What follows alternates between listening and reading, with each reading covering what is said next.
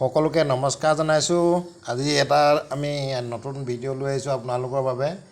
এই পোক পৰুৱা কেনেকৈ এতিয়া বাৰিষা কাল যথেষ্ট পোক পৰুৱা হৈছে। এতিয়া আমি এটা বস্তু বনাম, আপোনালোকে চাই যাওক কেনেকৈ বনাম।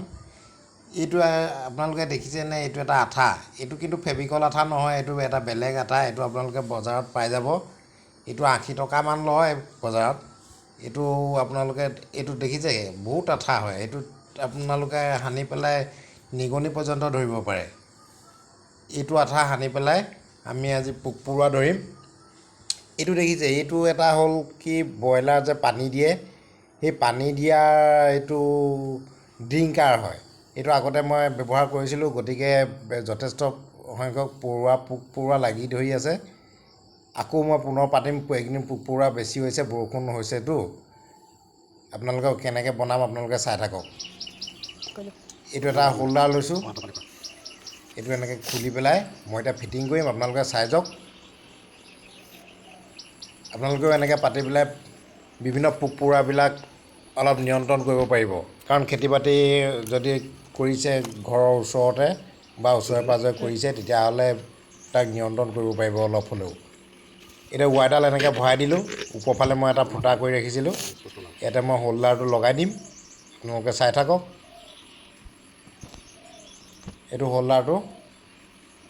যদি হোল্ডাৰটো আপোনালোকে নিজে ফিটিং কৰিব নাজানে, তেতিয়াহ'লে ওচৰৰ কোনোবা এজন জনা ইলেক্ট্ৰিচিয়ানক মাতি ল'ব।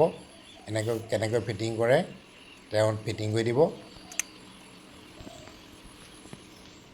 মই এইখিনি জানো কাৰণে নিজেই ফিটিং কৰিছোঁ। আপোনালোকেও যদি জানে নিজে কৰি ল'ব, নহ'লে ইলেক্ট্ৰিচিয়ান এজন মাতি আনিব অকণমান সময়ৰ কাৰণে। এয়া মোৰ এইটো হোল্ডাৰটো ফিটিং কৰি হৈ গ'ল।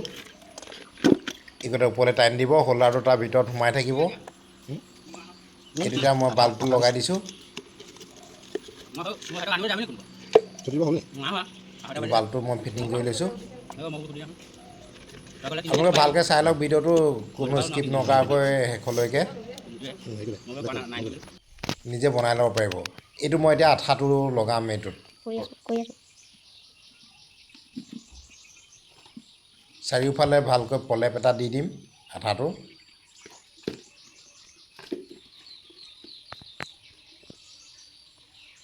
দেখিছে কিমান আঠা।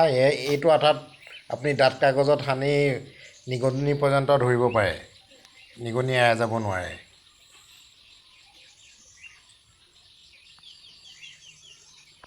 আপোনালোকে বিভিন্ন ধৰণৰ বজাৰত বিচাৰিলে পোৱা যাব এই আঠাটো।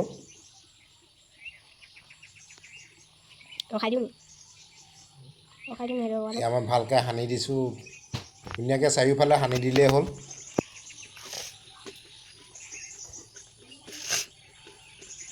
এয়া ধুনীয়াকৈ মই সানি লৈছোঁ।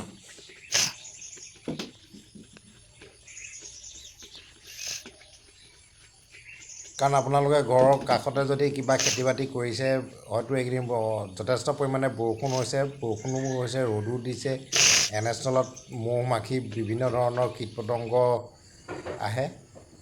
এয়া মোৰ ৰেডি হৈ গ'ল। এতিয়া মই লগাই দিছোঁ কেনেকৈ, চাওক। সেয়া কাৰণ মই জলকীয়া খেতি কৰিছোঁ, জলকীয়া খেতিৰ ওচৰতে এই লাইটটো মই ব্যৱহাৰ কৰিছোঁ। এই পোহৰটো দেখি কীট পতংগবিলাক এই পোহৰটোত ওচৰলৈ যেতিয়াই লাগি আহিব, তেতিয়াই এই পাত্ৰটোত লাগি ধৰিব। যথেষ্ট পৰিমাণে কীট পতংগ আপুনি নিয়ন্ত্ৰণ কৰিব পাৰিব। এয়া চাওক, মোৰ ওচৰতে জলকীয়া খেতি আছিলে, এই তাতে লগাইছোঁ। ওচৰতে এয়া চকু নিদিব বুলিও লিখা আছে বাৰু, আপোনালোকক চকু দিব আৰু।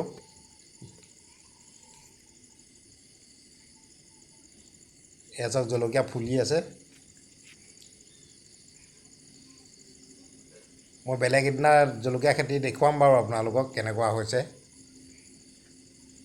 আৰু যদি আপোনালোকে এনেকৈ ধৰণে পোক নিয়ন্ত্ৰণত সফল হয়, তেতিয়াহ'লে মোৰ ভিডিঅ'টো এটা লাইক কৰিব। আৰু যদি ভাল পাইছে ভিডিঅ'টো শ্বেয়াৰ কৰি দিব, বেলেগেও যাতে এনেকৈ বনাই পেলাই পোক পৰুৱাবিলাক প্ৰাকৃতিকভাৱে নিয়ন্ত্ৰণ কৰিব পাৰে। এয়া দেখিছে, পোক পৰুৱা যথেষ্টখিনি আহি লাগিছেই।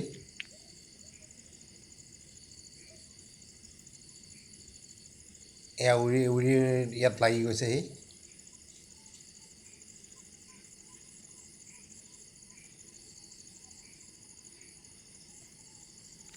আজিলৈ ধন্যবাদ সকলোকে। পুনৰ এনেকুৱা ভিডিঅ' পাই থাকিবলৈ আপোনালোকে মোৰ চেনেলটো ছাবস্ক্ৰাইব কৰি ৰাখিব। ধন্যবাদ।